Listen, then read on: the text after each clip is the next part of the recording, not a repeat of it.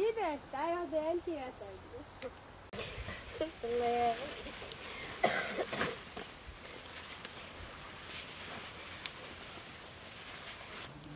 أني من الدشيشة وعم أشتغل هون، صار لنا هين 3 أشهر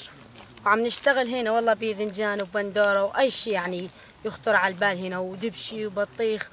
ونشتغل من العصر إلى المغرب ونحل على البيت.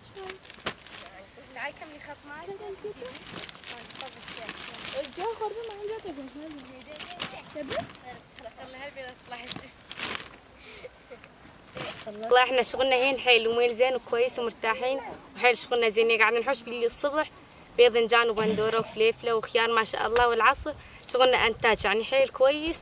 قاعد نحوش كوسة خيار فليفلة دبشي بطيخ، والله اي شغلنا قاعد يزبط معنا قاعد نشتغل، حتى شغلنا هين يعني احسن من شغل السوق،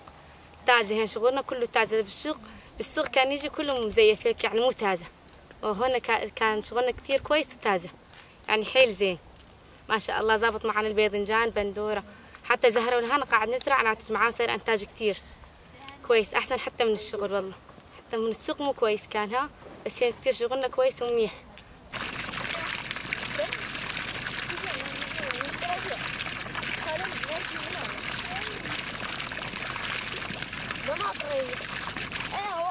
اسمي خلود الصالح من تل براك، نشتغل هون صار لنا شي سنه، يعني نقطف بندوره لما تصير حمرا هيك نطلع الخضره ونقطفها، ونقطف ملوخيه وباميه كمان، خيار لما تستوي البقشه نحوش منها ونجيب للبيت خضره.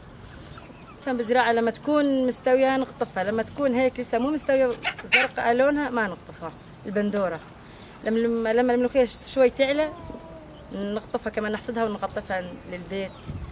الباميه لما يصير ورد ما نقطفها لسه مو صايره، لما يصير هيك شوي كبيره نقطفها. هوايه الزراعه والزراعه كويسه، واللي ما في يعني الزراعه ما في احسن منها، اللي يشتغل الزراعه ويفهم بها زراعه كثير كويسه، ما في احسن من الزراعه، احسن من ما تشتري من السوق، ولا احسن تشتري كل يوم يعني تجيب خضره جاهز من المزرعه، يعني كل يوم بيوم تجيبوا اطيب واحلى ويعني احسن مضمونه، يعني انت تشوفها قدام عينك شلون تشتغلها.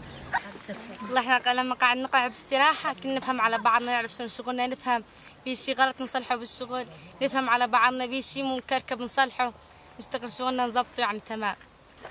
خالص بعض عندي شغلين عاد